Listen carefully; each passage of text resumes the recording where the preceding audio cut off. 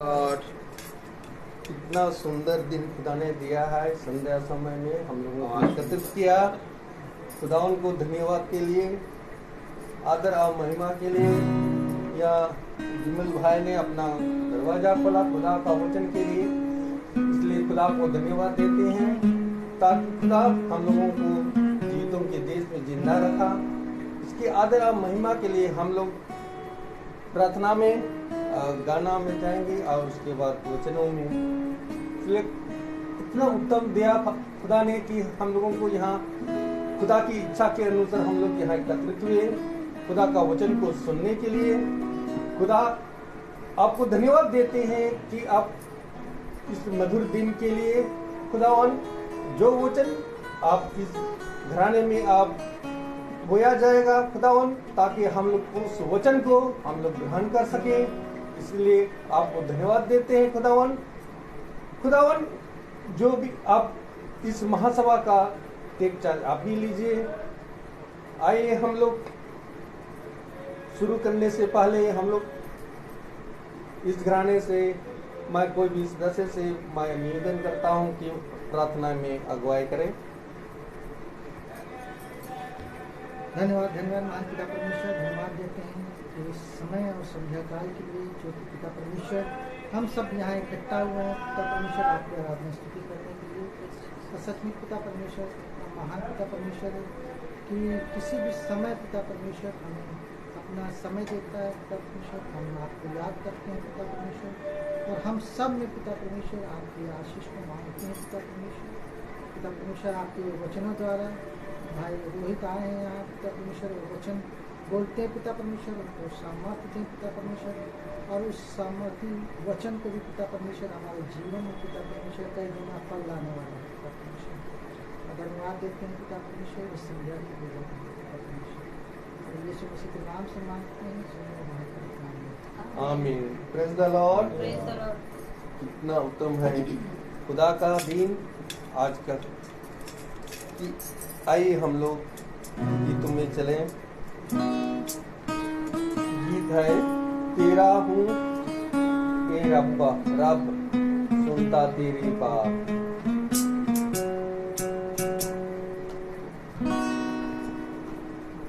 तेरा हूँ ए रब सुनता तेरी बात, जो बताती तेरा प्यार।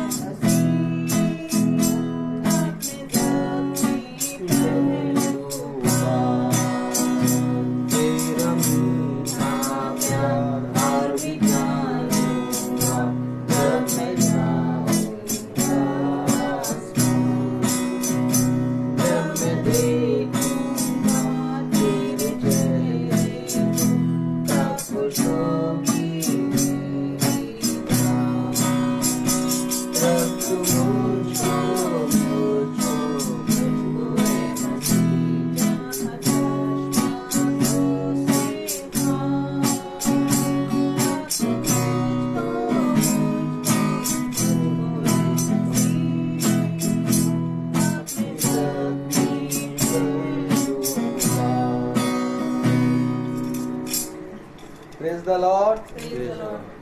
अभी समय है गवाही का। Hallelujah, praise the Lord. अभी समय है वचन की ओर। भाई से अनुरोध करता हूँ कि भाई अपने वचन की ओर ले चले। नो वन आजादी की आ रही है। दे दीजिए, चेक कर लीजिए। Praise the lord, praise the Lord. Hallelujah. Hallelujah. एक बार फिर खुदा ने हमें और आपको ये पवित्र समय, ये दिन दिया, और सबसे अच्छी और उत्तम बात ये है कि हम पिता के वचन को जाने, praise the Lord, Praise the Lord. और उसके वचन में बढ़ते चले जाएं, Praise the Lord. क्योंकि हमारे और आपके लिए इस पृथ्वी पर सबसे उत्तम बात यही है कि जो परिश्रम, जो सेवा खुदा ने हमें और आपको दिया है, उसमें हम दिन प्रतिदिन बढ़ते रहें और उसमें हम बने रहें, क्योंकि ऐसा करने से हमारा जीवन बहुत तायत से आशीष का कारण बनेगा और हम पिता के वचन में बढ़ने पाएंगे। आज बहन मधु की नातिन सारा का जन्मदिन है। खुदा उस बेटी सारा को बहुत तायत से सामर्थ दे और अपनी सिफा और अपनी आशीषों में बढ़ाए। Praise the Lord. मैं आप लोगों से क्षमा चाहूँगा कि कल मैंने अनाउंसमेंट किया था कि आज की प्रार्थना शाम को 5 बजे होगी, लेकिन मैं भूल गया था और आज की प्रार्थना शाम को 6 बजे होनी थी। और फिर मैं कोई नोटिस भी नहीं डाल पाया, क्योंकि मैं नोटिस डालने में विश्वास नहीं रखता। मैं इस बात पे विश्वास रखता हूँ कि जो कोई भूखा होगा वो तृप्त किया जाएगा। आमीन। थोड़ा आज आप लोगों का परीक्षा का समय था, आप सब 5 बजे बैठे होंगे, लेकिन मीटिंग नहीं स्टार्ट हुई, लेकिन इसके लिए क्षमा मांगता हूँ। लेकिन कभी कभी हमें हर एक चीज़ से सतर्क रहना चाहिए। पिता हर एक चीज़ को हमें बताता है और हर एक चीज़ से हमें समझाता है। ये सारी बातें हमारी भलाई के लिए उत्पन्न होती हैं। उसने कहा है दिन और प्रतिदिन इसी वचन में लगे रहना, क्योंकि देखो जब तुम मेरे वचन में बने रहोगे तो इस पृथ्वी पर जो कुछ मांगोगे वो सब कुछ मैं तुम्हारे लिए पूरा करूंगा। लेकिन हाँ, इससे पहले कि तुम इस पृथ्वी पर मुझसे कुछ मांगो या मुझसे कुछ कहो या मेरे पास आओ, पहले ये विश्वास करो कि मैं हूँ। तो मेरे प्यारे भाई बहनों, हम सब पिता की सामर्थ्य में बढ़ रहे हैं और पिता के अनुग्रह में बढ़ रहे हैं। इसके लिए हम पिता को धन्यवाद दें, क्योंकि पिता का अनुग्रह हम सब पर बना रहता है। जो पिता के वचन में बने रहते हैं, पिता की दृष्टि में वो भाता है। तो आइए हम सब पिता के वचन से देखेंगे और पढ़ेंगे। वचन को आदर महिमा देने के लिए हम अपने स्थानों पर खड़े होंगे और निकालेंगे फिलिपियों उसका 1 अध्याय और उसकी 30वीं आयत में लिखा है। फिलिपियों उसका 1 अध्याय और उसकी 30 आयत में लिखा है, और तुम्हें वैसा ही परिश्रम करना है जैसा तुमने मुझे करते देखा है, और आप भी सुनते हो कि मैं वैसा ही करता हूँ। खुदावन का वचन जो कि पवित्र है, इस पवित्र वचन को खुदा हम निकम्मों को समझने और उसमें चलने की सामर्थ प्रदान करे। आमीन। हम सब अपने स्थानों पर बैठ जाएं। Praise the Lord.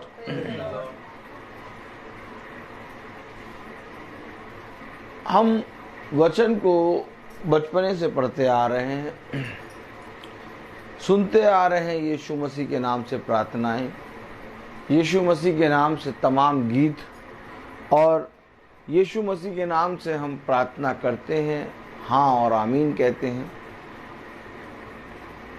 लेकिन आज तक हमने वचन को अपने जीवन में उस रीति से ग्रहण नहीं किया जिस रीति से वचन में लिखा है, क्योंकि इस लिखे हुए को ग्रहण करने के लिए उस लिखे हुए के पास जाना होगा। आमीन। और लिखे हुए के पास कोई जाना नहीं चाहता। लिखे हुए को पढ़ते हैं, लिखे हुए को सुनते हैं, समझते हैं, लेकिन लिखे हुए को कोई जानना नहीं चाहता, उसके पास नहीं जाना चाहता।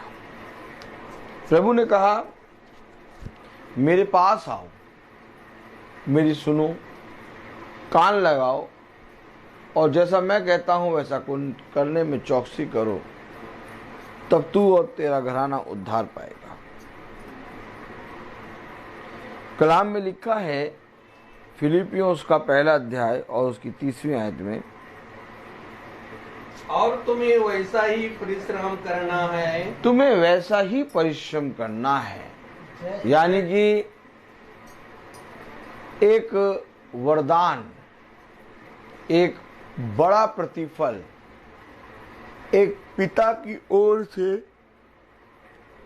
वो मुकुट, एक पिता की ओर से वो राज्य, एक पिता की ओर से वो कनान देश, जहां पर मैं तुम्हें ले जाऊंगा और जहां पर दूध और मधु की लहरें बहेंगी। आमीन।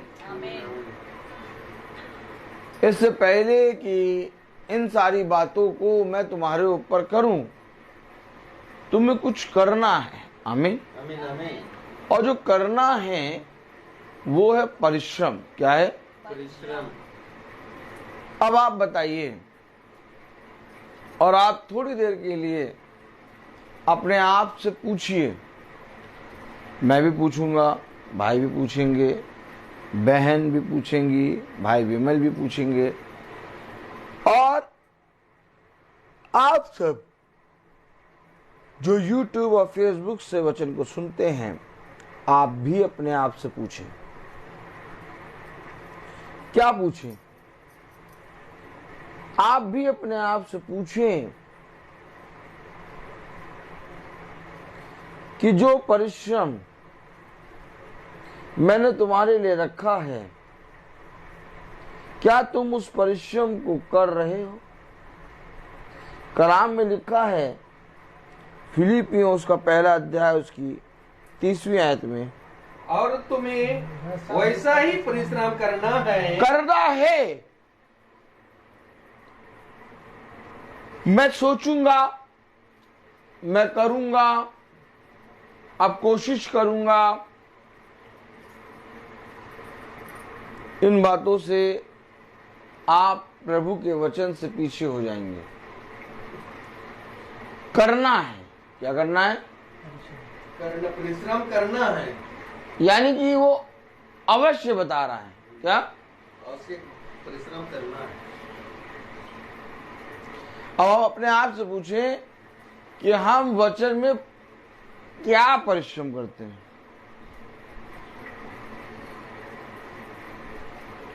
क्या परिश्रम करते हैं हम वचन में? वचन में परिश्रम करना है। अब हम अपने आप से पूछें, हम क्या परिश्रम करते हैं? पता नहीं क्यों ये प्रार्थना पूरी क्यों नहीं हो रही। पता नहीं प्रभु कब सुनेगा।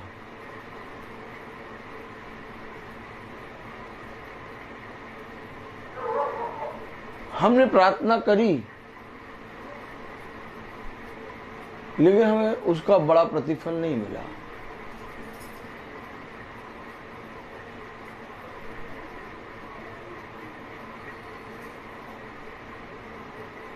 प्रभु ने कहा, तुम प्रार्थना करते हो परंतु तुम्हारी प्रार्थना ग्रहण नहीं होती। प्रभु ने कहा तुम उपहास रखते हो परंतु तुम्हारे उपहासों का फल ढा और क्रोध है। प्रभु ने कहा कि तुम जब अपना मुंह खोलते हो तब छल और कपट की बातें बोलते हो।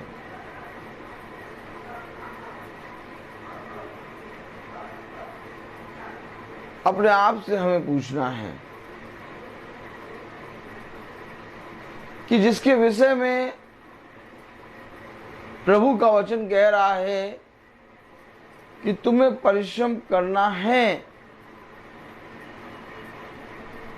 जैसे हम प्रार्थना करते हैं, बाइबल पढ़ते हैं, प्रभु के स्तुति और महिमा के गीत गाते हैं, वैसे ही क्या हम परिश्रम करते हैं?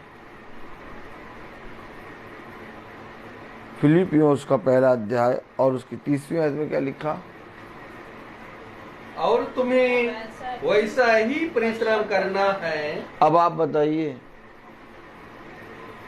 कोई मनुष्य आपको परिश्रम करता हुआ नजर आ रहा है? Praise the Lord, hallelujah. कहीं आपको कोई परिश्रम करता नजर आ रहा है भाई? नहीं है? नहीं नजर आ रहा।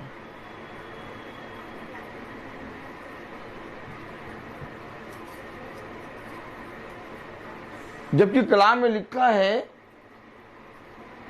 30वीं आयत में, और तुम्हें वैसा ही परिश्रम करना है जैसा तुमने मुझे करते देखा है। तुम्हारे बीच में गवाह होगा और मैंने उसे तुम्हारे बीच में इसलिए नहीं रखा कि तुम उसे देखो और उससे कोई सीख ना लो। मैंने तुम्हारे बीच में जिसको रखा है वो एक गवाह है और ये अवश्य है कि जब वो परिश्रम करेगा तो लोग उस परिश्रम को करते हुए देखेंगे। और जब लोग उस परिश्रम को करते देखेंगे तो ये अवश्य है कि तुम्हें भी वैसा करना था।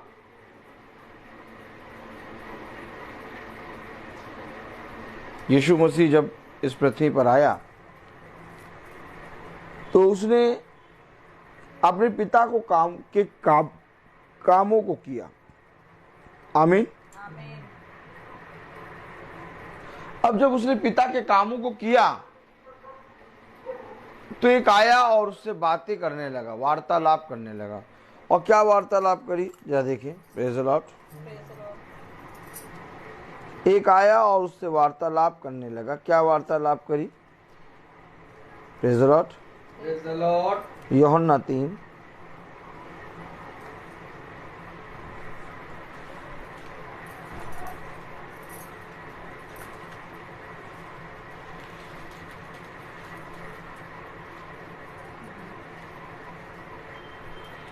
देखिए, अभी आपने कलाम में पढ़ा कि तुम्हें वैसा ही परिश्रम करना है जो परिश्रम तुम मुझे करते देखते हो। आमीन। आमीन। अब जब यीशु मसीह इस पृथ्वी पर आया तो उसने एक परिश्रम किया, अर्थात उसने अपने पिता के कामों का बखान किया। आमीन। तब एक व्यक्ति यीशु मसीह के पास आया, उसका नाम निकोदेमुस है। यूहन्ना 3:2 में लिखा है। यूहन्ना 3:2 में लिखा है, क्या लिखा है? उसने रात को यीशु के पास आकर उससे कहा। उसने रात को यीशु मसीह के पास आकर उससे कहा, हे रब्बी, हम जानते हैं। अब देखिए, खुदा की ओर से गुरु होकर आया है। हे रब्बी, हम जानते हैं कि तू खुदा की ओर से गुरु होकर आया है। अब कैसे जान गया ये? और ये कैसे निकोदेमुस कैसे यीशु मसीह के पास आ गया और कैसे कह रहा है कि हम जानते हैं? कैसे कह रहा है कि हम जानते हैं कि तू खुदा की ओर से गुरु होके आया है? आगे पढ़िए क्या लिखा है। हम जानते हैं कि तू खुदा की ओर से गुरु होकर आया है, हाँ, क्योंकि कोई इन चिन्हों को जो तू दिखाता है, यदि परमेश्वर उसके साथ ना हो तो नहीं दिखा सकता। इसका मतलब खुदावन यीशु मसीह जब इस पृथ्वी पर आया तो वो एक काम कर रहा था, एक कार्य कर रहा था जो लोगों के लिए गवाही था। आमीन। आमीन। उसने कहा फिलिपियो 1:30 में क्या कहा? और तुम्हें वैसा ही परिश्रम करना है, और तुम्हें वैसा ही परिश्रम करना है जैसा तुमने मुझे करते देखा है। यानी कि इससे पहले कि तुम जाओ और जाकर लोगों से कहो कि परिश्रम करो, है ना भाई? हैं? क्यों भाई? हाँ, क्या? हाँ, वैसा ही परिश्रम करना है हाँ।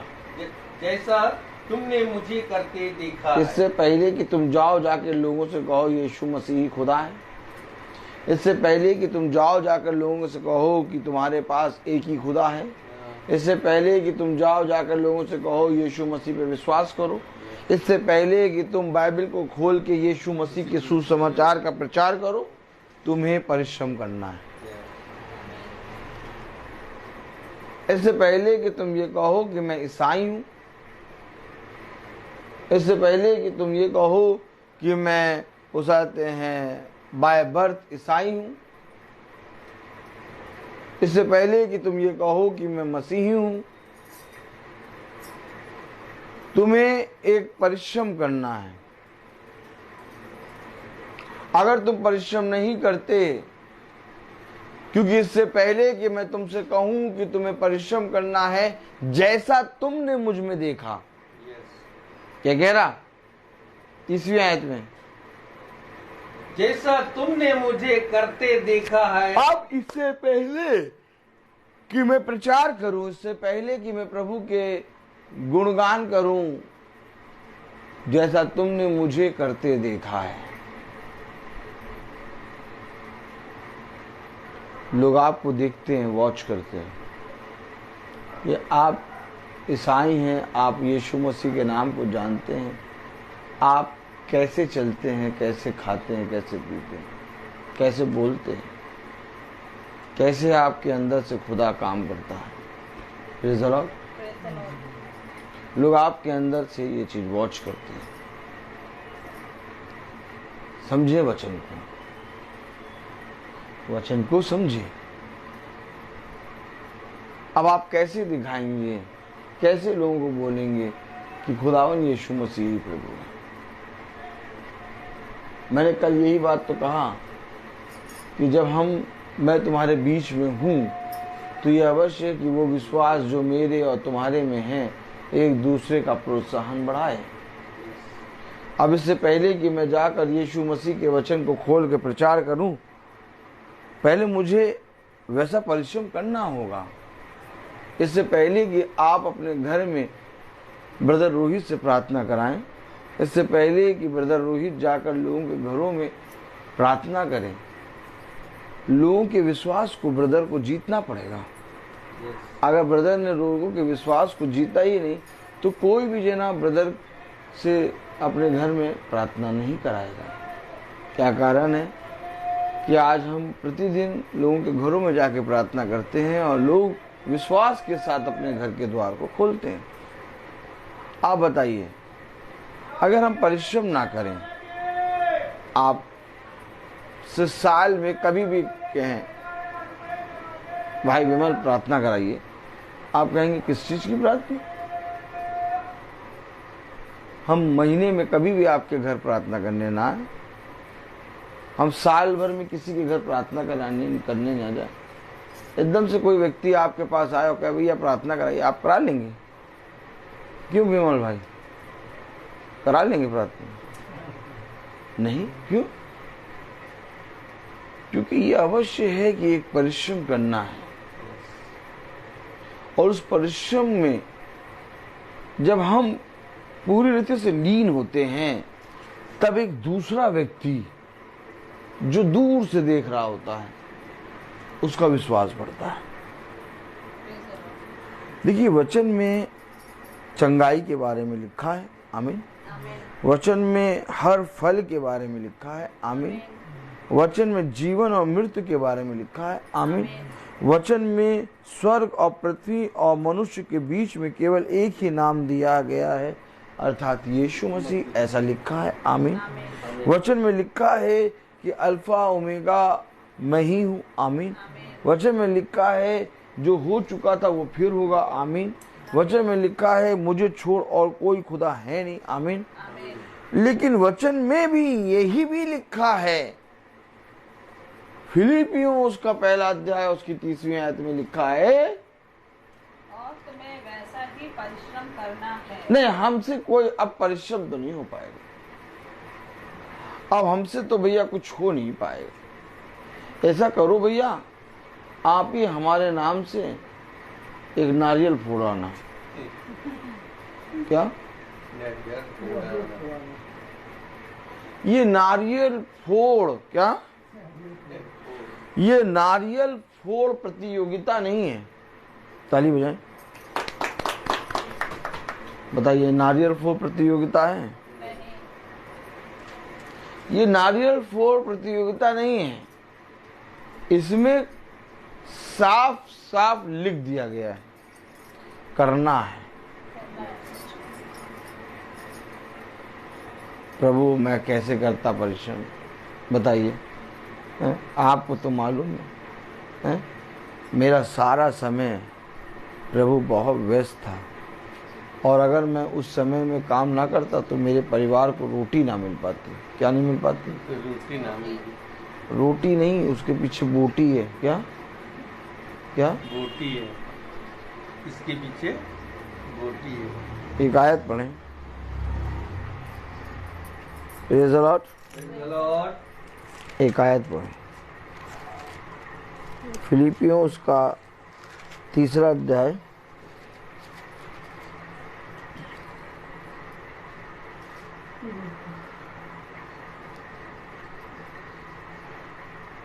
19वीं आयत पढ़ें।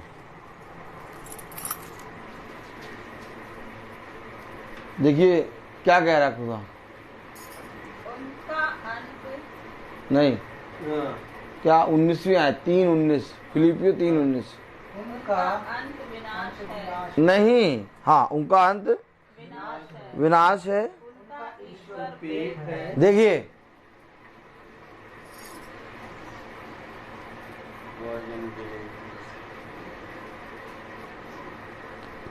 उसने क्या कहा? करना है। अब परिश्रम नहीं हो पा रहा।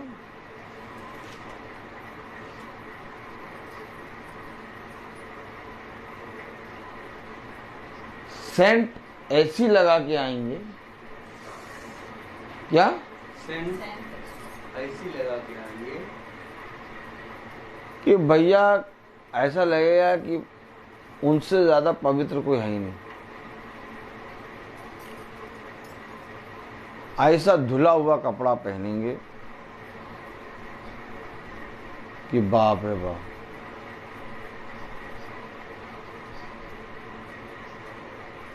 कभी आपने गिरजाघर में आने वालों को देखा है?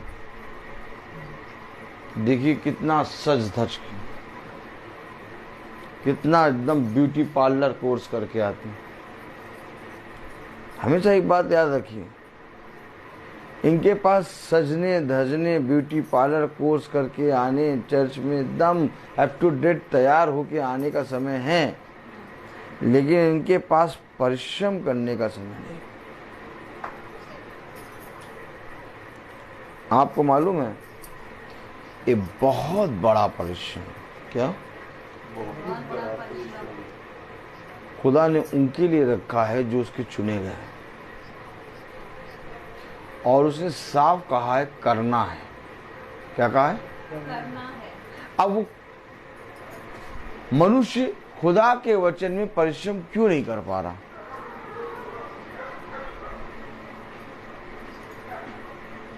क्योंकि कलाम बता रहा है कि उनका अंत विनाश है।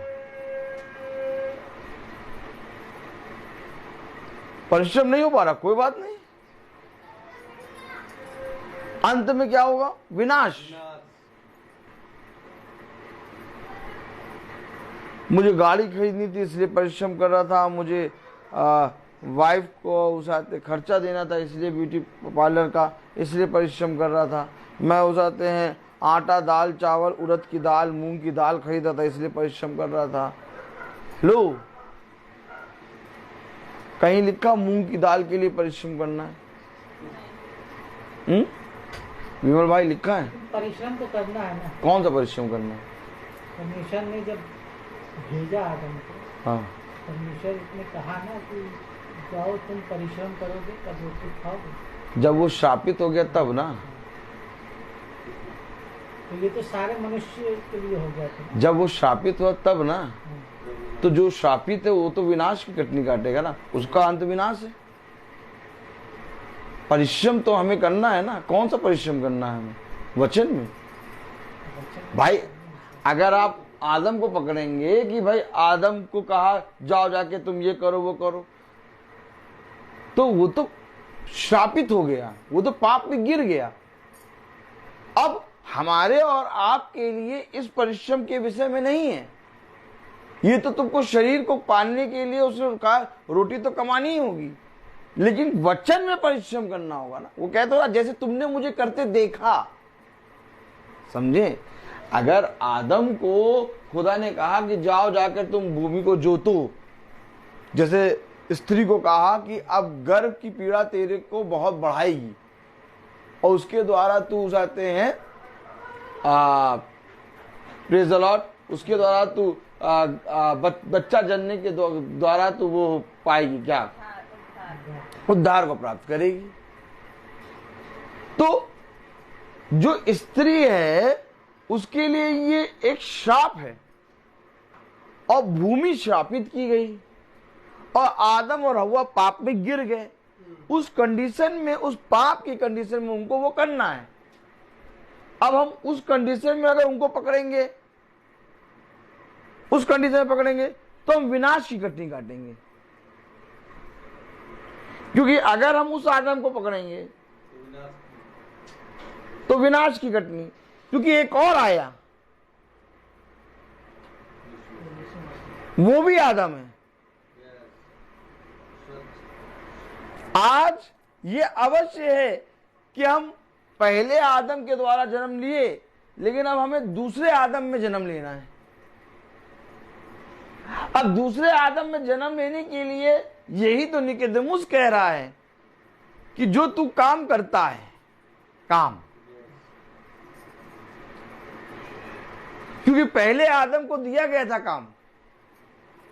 भाई पहले आदम को काम दिया गया था, कहां दिया गया था? उत्पत्ति 1, प्रेज़ द लॉर्ड, खोलें उत्पत्ति 1, हालेलुया, उत्पत्ति 1, 2, उत्पत्ति 2,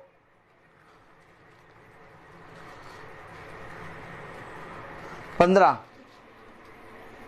उत्पत्ति 2:15। तब यहोवा परमेश्वर ने आदम को लेकर आदम की वटिका में रख दिया। ठीक, अभी रखा आदम को, अब आगे कि वह उसमें काम करे, काम करे। अरे तो आदम को काम दिया गया था और उसकी रक्षा करे, तो आदम ने ना रक्षा करी ना काम करा।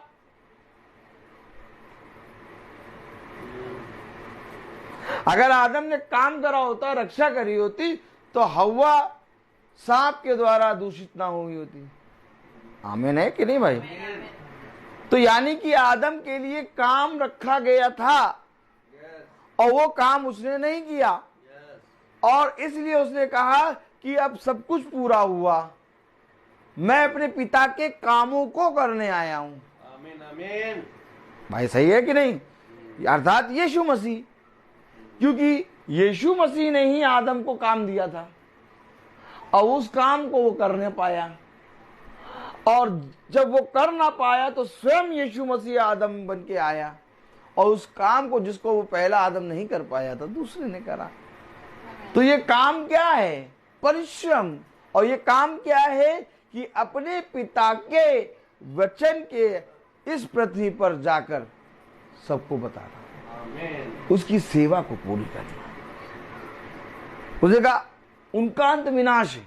किनका अंत विनाश? जो काम नहीं कर रहे हैं और जो रक्षा नहीं कर रहे हैं। आज देखिए, एक आत्मा पहले आदम की है और एक आत्मा दूसरे आदम की है।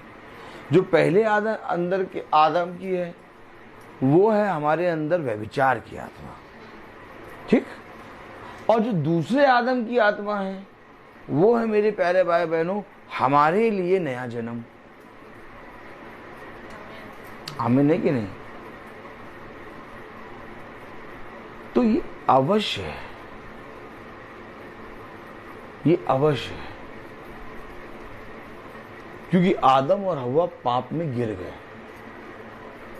उन्होंने उस काम को, उसकी रक्षा नहीं करी, उस काम को नहीं किया। अब यहां फिलिपियों की पुस्तक में बता रहा है, पहला अध्याय और उसकी 30वीं आयत में लिखा बता रहा है, और तुम्हें वैसा ही परिश्रम करना है। अरे वैसा ही परिश्रम करना है जैसा तुमने मुझे करते देखा है। जैसा तुमने मुझे करते देखा। अब आज क्या ईसाई परिश्रम कर रहा है?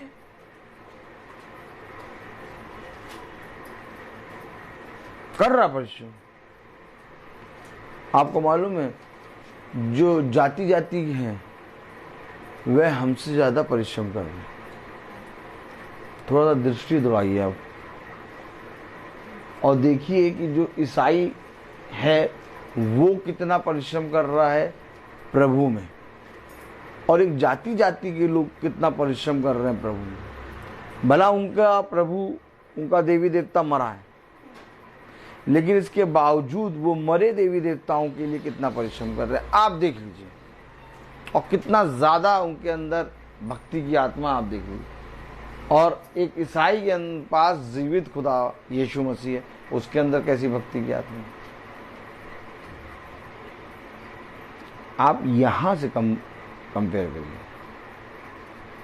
ईसाई के पास जीवित खुदा है यीशु मसीह, सच्चा खुदा होते हुए वो वचन में कितना परिश्रम कर रहा है ये आप, बहन, मैं और ये जानते हैं। और एक जाति जाति के लोग अपने धर्म के प्रति कैसा परिश्रम कर रहे हैं। क्या उनको रोटी नहीं खानी है? क्या उनको खाना नहीं बनाना है? सब कुछ करना है, लेकिन वो मरे देवी देवताओं के लिए ऐसा परिश्रम करते हैं कि आप उनकी जीवन शैली को जाके देखिए। 365 दिन वो पूछते ही रहते हैं। और हमारे पास जीवित खुदा है, लेकिन हम 365 दिन क्या करते हैं? पेट की चिंता। क्या करते हैं? पेट की चिंता। आज सबसे पहले ईसाई के मुंह से निकलेगा, तुम ही बताओ भैया, क्या कमाए हमारे ना? क्या कहे? अगर कुछ कमाएंगे नहीं तो खाएंगे क्या? आज सबसे पहले ईसाई का प्रश्न ये होता है, भैया तुम बताओ, अगर नहीं कमाएंगे तो क्या खाएंगे क्या? उससे ये खुदा थोड़ी ना कह रहा है कि तुम 24 घंटे उस आते हैं वचन को पढ़ते रहो, 24 घंटे उस आते हैं वचन में लगे रहो, 24 घंटे मेरी सेवा करते रहो। पिता ने तो केवल इतना कहा ना कि जो केसर का वो केसर को दे दो, जो प्रभु का प्रभु को दे दो। नहीं तो क्या, जो केसर का वो केसर को दे दें और प्रभु का प्रभु को दे दें। इससे चरवाहों ने ये निकाला कि जो केसर का है वो कर उसको दे दो, और जो उस आते प्रभु का है 10वां प्रभु को दे दो। प्रभु का ये कहना नहीं था। जो केसर का है यानी संसार, यानी संसार में जो तुम्हें काम करना है वो केसर को दो, यानी वो काम करो, लेकिन उस संसार में रहते हुए कुछ प्रभु का है, अर्थात 10वां अंश के बारे में मैं नहीं कह रहा, मैं कह रहा हूं जो प्रभु का है, अर्थात प्रभु का समय, प्रभु का काम, उसको भी तो तुम्हें करना है। अब बताइए, याजकों ने, पास्टरों ने इस आयत को केवल इस तरह से पेश किया कि जो केसर का कर है वो केसर को दो, और जो प्रभु का है वो प्रभु को दो, अपनी आय का 10वां अंश। अरे प्रभु ने वहां आय का 10वां अंश के विषय में नहीं कहा था। प्रभु ने कहा कि जो प्रभु का है, यानी 24 घंटे में, यानी एक दिन में उसके लिए तुम्हारे जीवन में कुछ हिस्सा है कि नहीं है, बस साफ खत्म। नहीं, वो 24 घंटे में भैया देखो 8 घंटे तो सो लेते हैं। अब जोड़ो नहीं जोड़ो भैया, 16 घंटे बचे। 16 घंटे में से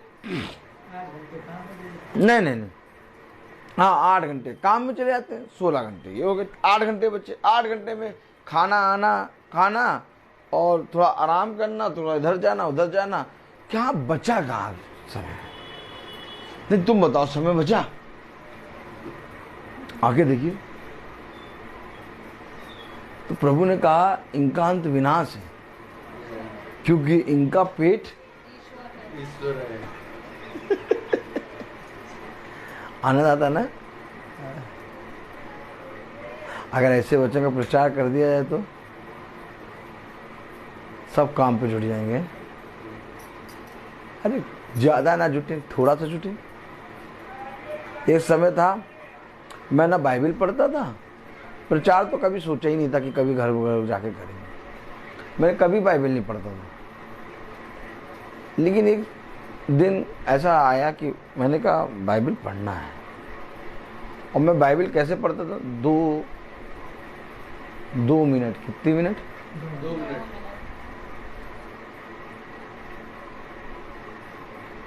7:30 का स्कूल था और 5 मिनट में स्कूल पहुंच जाते हैं, तो 7:20 पे चाय का कप यूं रखा रहता था, पीते रहते थे और बाइबल भी खोल के पढ़ के चला जाते। 2 मिनट।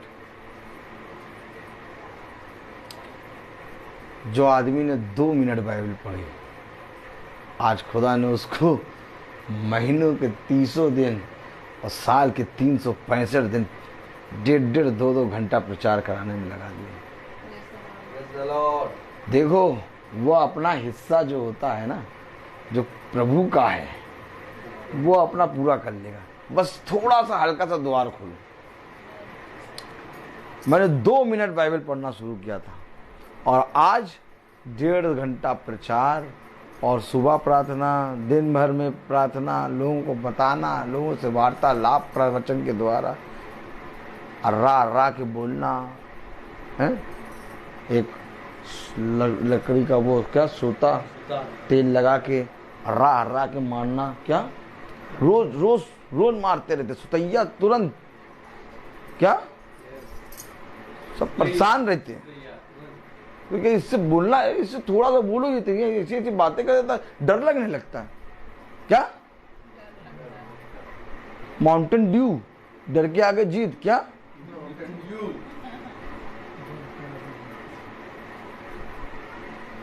ज्यादा जल्दी हमसे बोलता नहीं, कहता है गुड मॉर्निंग भी करेंगे, उसमें भी कुछ ना कुछ निकाल देगा।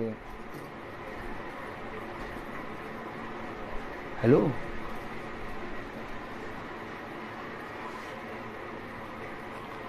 अब वचन में लिखा है करना है, क्योंकि जब उसने अदन की वाटिका में आदम को रखा तो कहा इसमें काम कर और उसकी रक्षा कर।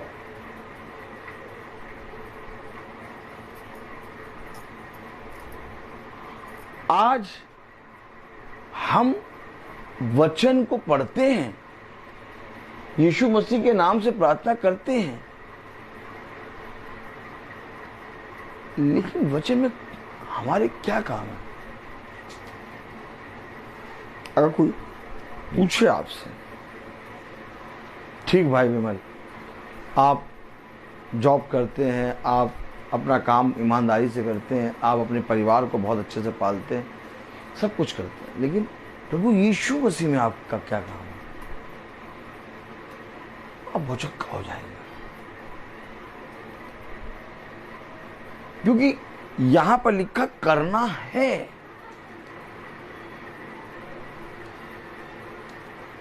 और जो विनाश की कटनी काटेंगे। कलाम में लिखा है फिलिपियो 3 उसकी कौन सी आयत थी? 15 है 19 में क्या लिखा है? उनका अंत विनाश है, हाँ, उनका ईश्वर पेट है, वे अपनी लज्जा की बातों पर घमंड करते हैं और पृथ्वी की वस्तुओं पर मन लगाए रहते हैं। देखिए बहुत बड़ी सेवा चल रही है आज। भोजन खिलाओ, रूह अफ़ज़ा पिलाओ। देखा आपने ये सेवा देखी? देखिए विनाश है।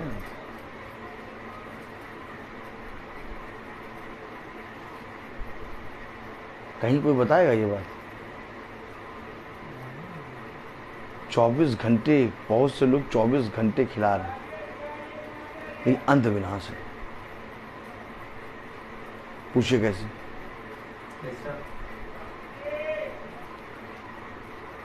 देखिए वचन में लिखा गया है, पहले पढ़ें। भाई वो 24 घंटे भोजन खिला रहे हैं भूखों को, तो अंत विनाश कैसे होगा?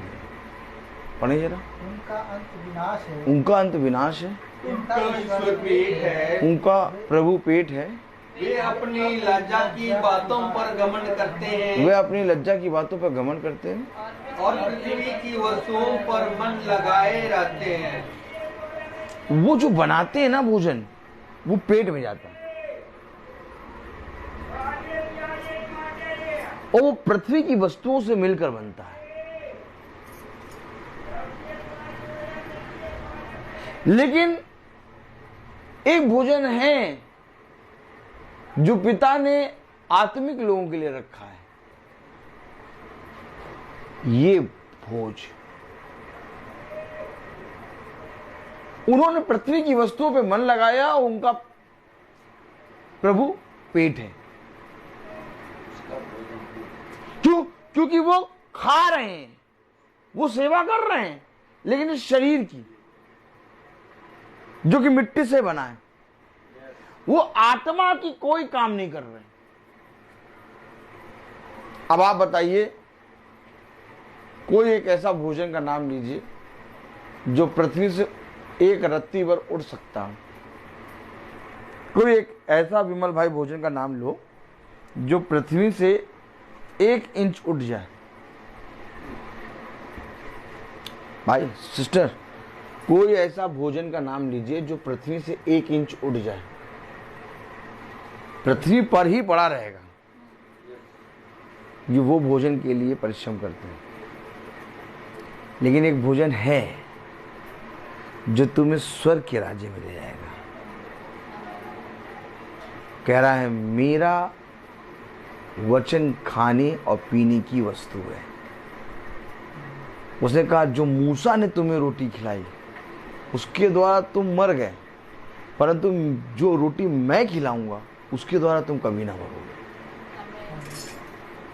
अब आप बताइए, ये भोजन किसके पास है?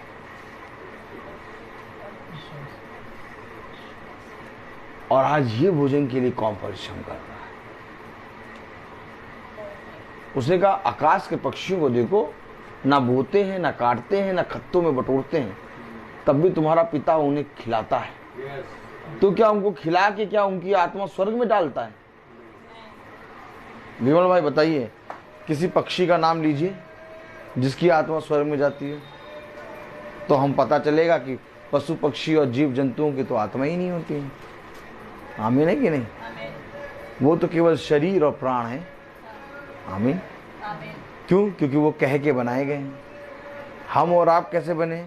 उसके स्वरूप और उसकी आत्मा में, और उसने अपने नथनों की जीवन की सांस हमारे नथनों में कबूल दी, अर्थात अपनी आत्मा।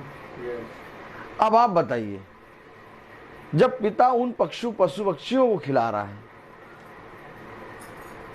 तो उस भोजन के लिए हमें इस पृथ्वी पर परिश्रम नहीं करना। वो भोजन हमें पिता की ओर से मिलेगा। लेकिन अगर हमने उसने कहा तुम्हारा पिता जानता है तुम्हें क्या आवश्यक है, लिखा है कि नहीं? उसने कहा पृथ्वी पर की वस्तुओं पर की बातों की चिंता ना करना, बल्कि स्वर्ग की वस्तुओं पर मन लगाना, क्योंकि पिता को तुम्हारे मालूम है कि तुम्हें क्या आवश्यक है, और तुम्हें तुम्हारे ठहराए समय पर तुम्हें भोजन और हर उत्तम वस्तु देना जानता है।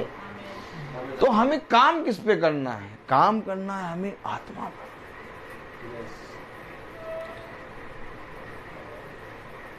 आत्मा पर काम करना है, और आत्मा पे कोई काम नहीं कर रहा। शरीर के लिए, शरीर के वस्त्र के लिए, शरीर की गाड़ी के लिए, शरीर के घर के लिए, अपने मियाँ बीवी बच्चों के लिए, अपने माता पिता के लिए, अपने पड़ोसियों के लिए सब कुछ कर रहे हैं, लेकिन जो परिश्रम पिता ने कहा फिलिपियों 1 अध्याय और उसकी 30वीं आयत में क्या कहा? और तुम्हें वैसा ही परिश्रम करना है। तुम्हें वैसा ही परिश्रम करना है। आगे, जैसा तुमने मुझे करते देखा है, जैसा तुमने मुझे करते देखा, और आप भी सुनते हो कि मैं वैसा ही करता हूँ। अब भी सुन रहे हो कि मैं वैसा ही कर रहा हूं।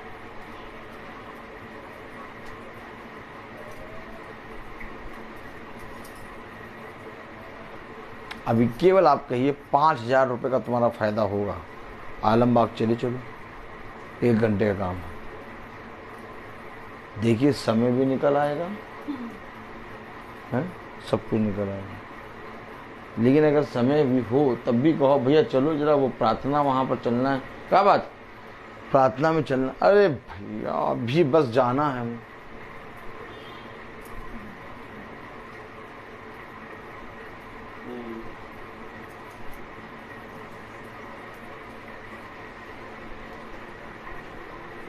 क्या परिश्रम करेंगे आप? जैसा तुमने मुझे करते देखा। क्या कारण है आज चरवाहों को लोग गाली दे रहे हैं? क्या कारण है आज याजकों को हंसी ठड्डे में उड़ा रहे हैं लोग? क्योंकि चरवाहों और याजकों ने परिश्रम नहीं किया। अगर परिश्रम करा होता तो हर एक जना खुदा का भय मानता। आप बताइए, खुदा ने अपने भविष्यवक्ताओं को किस लिए रखा था? और उसमें से किसी भी भविष्यवक्ता ने संसार के परिश्रम की बात करी? सब ने कहा कि जो खुदा ने कहा वैसा करने में चौकसी करो।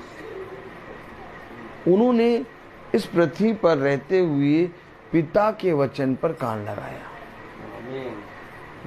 20 लाख इजरायली चले, उन्होंने कब अपने लिए खाना बनाया? थोड़ा सा बैठिए और इसके वचन, प्रभु के वचन में मनन चिंतन करिए। आज हम कहते हैं कि अगर हम कमाएंगे नहीं तो खाएंगे क्या? आज हम कहते हैं नहीं, परिश्रम केवल यही है कि हम अपने घराने को ठीक से खा लें, खिला दें, पिला दें। नहीं, ये तो तुम करोगे, क्योंकि एक आत्मिक मनुष्य कभी भी किसी से भीख नहीं मांगता।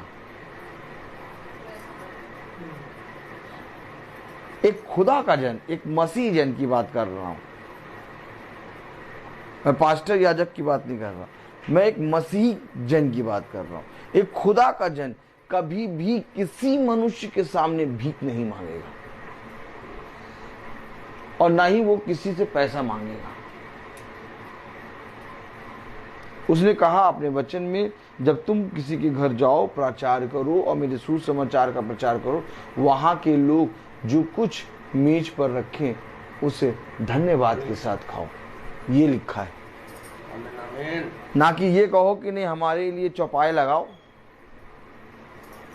एक टिफिन लेके आओ, पीछे बीवी बच्चे हैं, हम आए मीटिंग करने आपके यहाँ, इस टिफिन को भरो। मुंह देखिए, नहीं ऐसा होता है। एक एक बात मुझे मालूम है, एक एक बात। मैं यूं ही पागलों के समान 365 दिन नहीं चलता, चाहे पानी बरसे, चाहे ओला गिरे, चाहे कोला गिरे। भाई रोहित कहाँ होंगे, वो प्रिंटिंग कर रहे हैं भैया। ऐसी पागल नहीं हूं, उसे सब चीज को मुझे सिखाया है। एक एक चीज मुझे बहुत प्यार से नजदीक आके बताया है।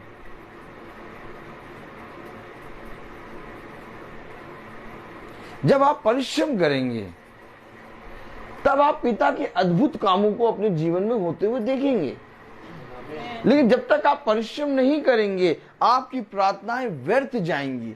आज बहुत तेरे लोग जिन्होंने वचन को जाना, वचन को समझा, आप परिश्रम करना बंद कर दिया। जाके देखिए उनके घर एज इट इज, पहले जैसे थे वैसे हो गए। सच बता रहा हूं मैं, वो जिस हालत में उठाए गए थे आज उसी हालत में हो गए। क्यों हो गए?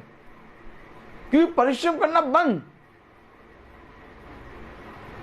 एक आलस की आत्मा उनके अंदर आ गई है। आप क्या सोच रहे हैं? अभी मैं परिश्रम करना बंद कर दूं?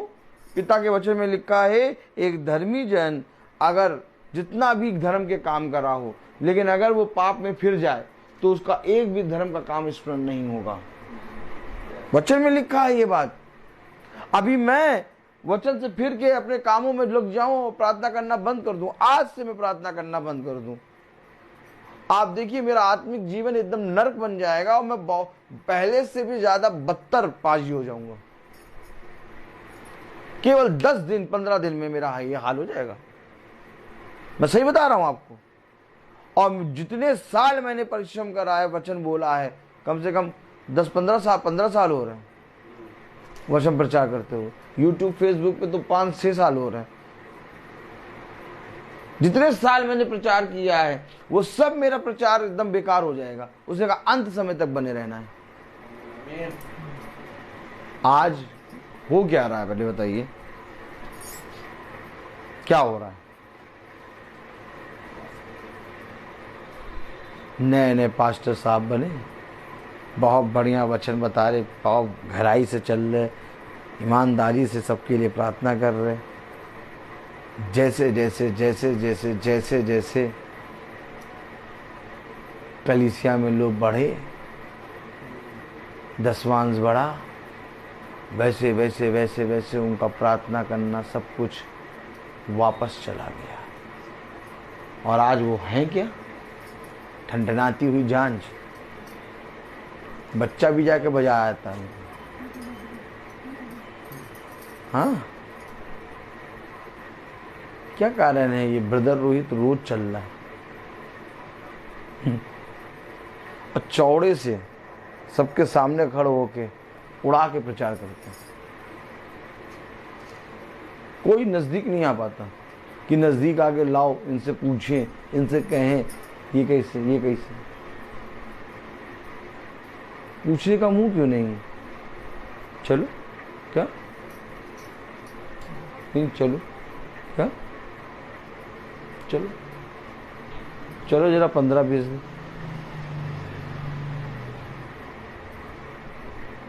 परिश्रम। फरीसी भी थे, शास्त्री भी थे, यहूदी भी थे, महायाजक भी थे, धर्मगुरु भी थे। कोई यीशु के पास भटकता नहीं था और ना ही उसके शिष्यों के पास कोई जाता था, क्योंकि देखते थे दूर से। क्या? दूरबीन की नजर रखते थे वो यीशु मसीह और उसके शिष्यों पर। और क्या दूरबीन की नजर रखते थे बताओ? वो ये देखते थे कि जितना ये चलते हैं उतना कोई नहीं चल सकता। फिर समझे? वो केवल चलते थे।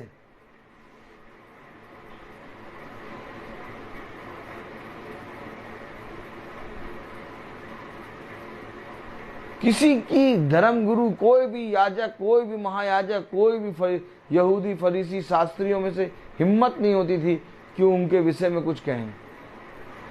पीठ पीछे कहते थे, लेकिन जैसे ही आते थे गुरुवर, लेकिन पीठ पीछे बातें करते थे। कलाम में क्या लिखा है? करना है। क्या लिखा कलाम में?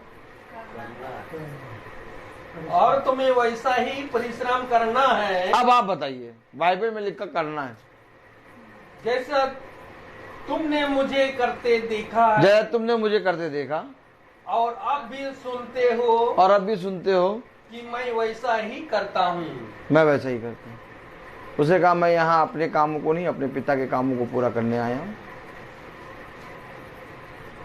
और अगर तुम भी मेरे पिता के पुत्र हो तो तुम भी अपने पिता के कामों को पूरा करोगे।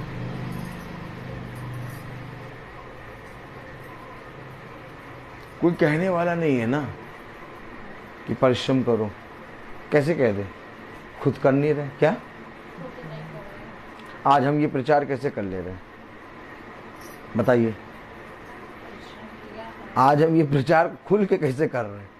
आप हजारों की भीड़ में कह देंगे ब्रदर रोहित ये प्रचार करिए, हम करेंगे, और हमारे ऊपर कोई खड़ा होकर उंगली नहीं उठा पाएगा।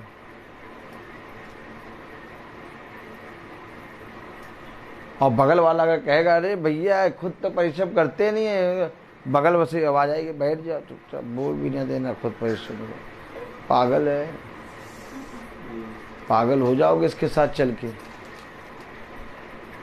कैसे मैं परिश्रम का इस वचन को प्रचार कैसे कर रहा हूं और आप सुन रहे हैं? क्यों? आप बोल सकते हैं कि ब्रदर आप तो परिश्रम करते हैं। अब याजक और पास्टर ऐसा प्रचार कैसे करेंगे? क्योंकि उनके जीवन से परिश्रम है ही नहीं। जब यीशु मसीह ने परिश्रम किया तब उसने कहा मैं अपने पिता के काम को करता हूं, जैसे मैंने किया वैसे करो। आज कोई याजक, कोई पास्टर इतनी ईमानदारी से ये बात नहीं कह सकता। क्यों? क्योंकि वो परिश्रम करता ही नहीं है। क्या है परिश्रम उसका?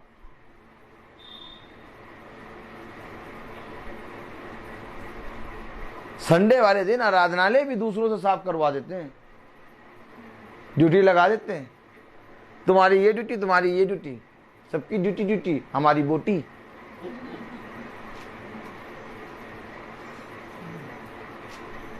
आज हम खुल के कैसे प्रचार कर रहे हैं? क्योंकि हम परिश्रम कर रहे हैं और हमें मालूम है कि जो हम कर रहे हैं वो हमारे पिता की ओर से हमें मिला है। क्योंकि हमारे अंदर इतना बूता नहीं कि हम रोज प्रचार करने जाएं। हम अपने पिता में तैयार हैं और इस बात पे घमंड करते हैं कि पिता ने हमें तैयार किया। फिर समझे वचन को। इससे पहले कि मैं वचन का प्रचार करूं, मुझे इस वचन को स्वयं जीना होगा। और जब तक मैं स्वयं ना जीऊं और अगर मैं इस वचन का प्रचार करूं तो मेरे लिए हाय।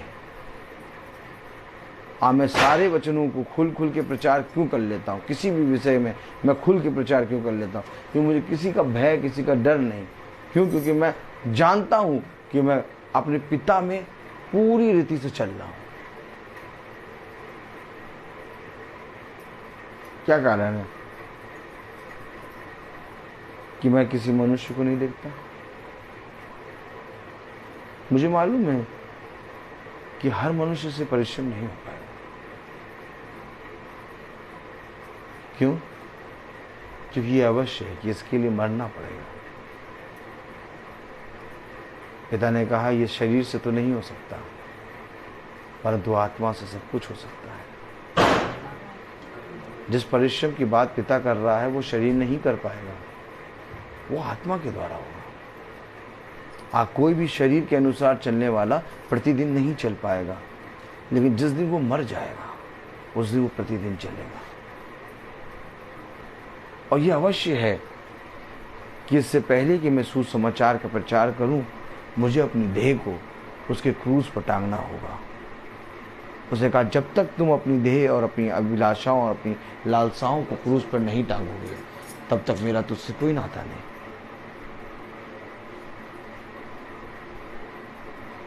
यह अवश्य है कि मैं मरूं और वो जिए। ये वचन है। इस वचन से हम कोई कंप्रोमाइज नहीं कर सकते, इसलिए हम बहुत आनंदित रहते हैं। हमें किसी मनुष्य से कोई मतलब नहीं रहता। कौन आता है, कौन जाता है, कौन चलता है, कौन नहीं चलता, हमें केवल एक चीज से मतलब रहता है, क्या हम अपने पिता में हैं कि नहीं। क्योंकि जो नहीं करेगा, जो पिता के वचन से छूट जाएगा, उसके जीवन में पिता वैसे ही उसके साथ कर देगा। यह अवश्य है कि हम पिता के वचन में बढ़ें, क्योंकि हमें फल चाहिए किसी मनुष्य से नहीं बल्कि खुदा से। मैं बोलता बहुत हूँ, हर चीज का एक समय होता है। तो आइए हम प्रार्थना में चलेंगे, और मेरा निवेदन भाई डैनियल से है कि वो प्रार्थना में अगुवाई करें। God bless you brother. आइए।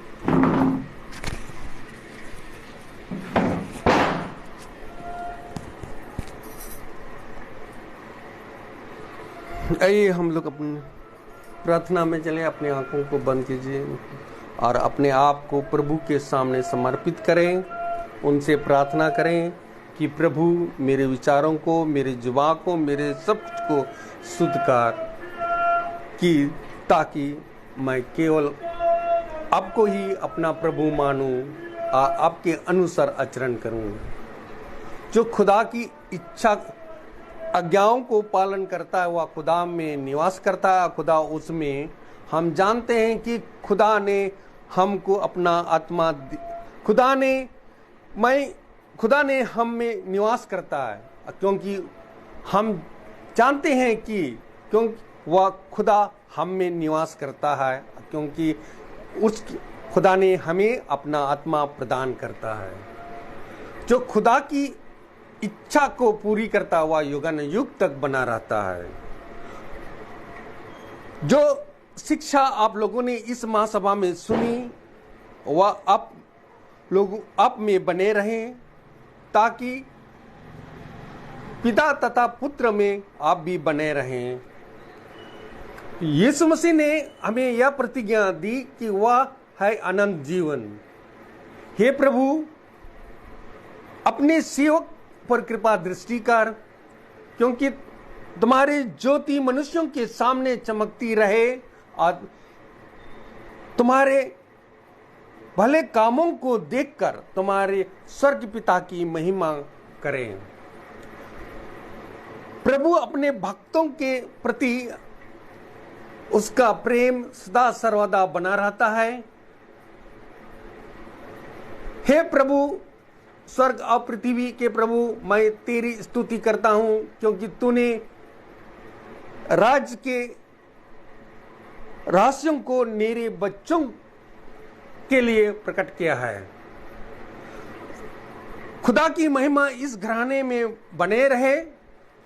खुदा कहते हैं कि मैंने तुम लोगों को एक नई आज्ञा देता हूं, मैंने जैसे तुम लोगों को प्यार किया वैसे तुम भी एक दूसरे को प्यार करो। प्रभु कहते हैं कि यदि कोई मुझे प्यार करेगा वह मेरी शिक्षा पर चलेगा, और मेरा पिता उनको प्यार करेंगे और मैं उसमें आकर उनमें निवास करूंगा। खुदावन हमें ऐसी शिक्षा दे ताकि मैं आपकी संहिता का पालन करता रहूं, और धन्य वे जो खुदा पर भरोसा रखते हैं। हे प्रभु, तेरी शिक्षा आत्मा और जीवन है। आपके इस शब्दों में अनंत जीवन का संदेश है। प्रभु कहते हैं कि मैंने तुम्हें चुना है जिससे तुम जाकर फल उत्पन्न करो और तुम्हारा फल बने रहे। जो शिक्षा इस महासभा में बोया गया है उसको हमारे आपके आत्मा और का उद्धार कर सकता है, इसलिए उनको ग्रहण करें और उसके अनुसार आचरण करें।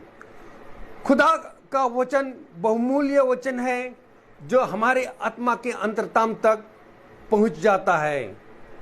खुदा, इस घराने में जो वचन बोया गया है खुदावन, मैं इस वचन को ग्रहण करने के लिए इस घराने के जितने लोग यहाँ उपस्थित हैं खुदावन उसको सामर्थ्य दे ताकि आपका वचन में बने रहे। और जो वचन आज इस महासभा में बोया गया ताकि हमें सामर्थ्य दीजिए खुदा, ताकि आपका वचन को सेत में ग्रहण कर सके और आपके वचन के अनुसार आचरण कर सके और आपके वचन को एक दूसरे को बांट सके। खुदावन मैं अपने भाई के लिए भी यही दुआ करता हूं, उनको बहुतायत से आशीष प्रदान करें, ताकि वह आपकी आत्मा में आपका वचन को दिन प्रतिदिन वे हमें सुनाते हैं और उस वचन को ग्रहण करने की सामर्थ्य खुदा हमें दीजिए, ताकि आपका वचन को हमें सत्य में ग्रहण कर सके और सत्य में एक दूसरे को बांट सके। खुदावन जो खुदा में विश्वास करता है, क्योंकि आशा खुदा में है, और आप लोग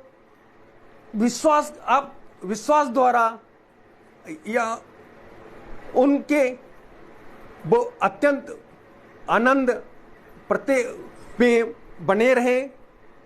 खुदा कहते हैं कि जो भी पवित्र आत्मा के द्वारा या वचन ये आप लोगों में जो आशा का है वे परिपूर्ण हो।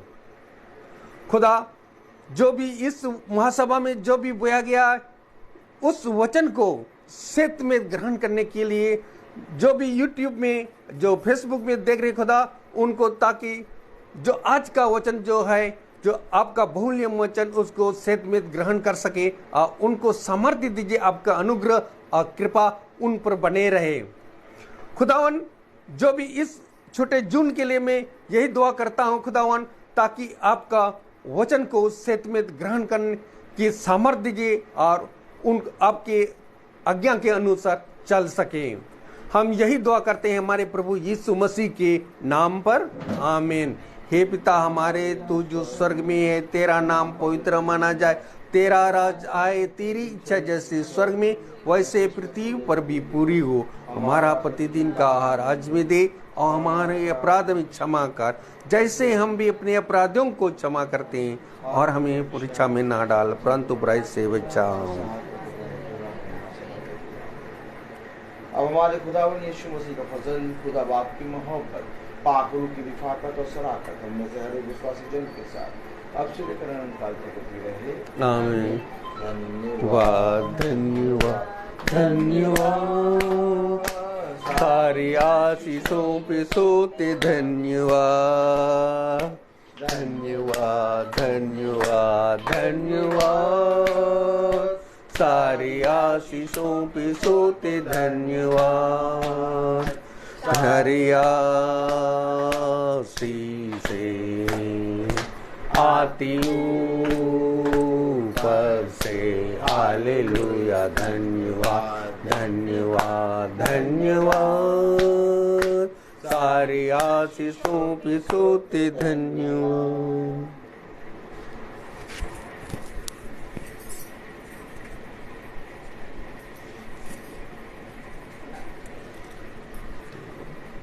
Praise the lord. Praise the lord भाई, praise the lord sister, praise the lord brother, praise the lord भाई।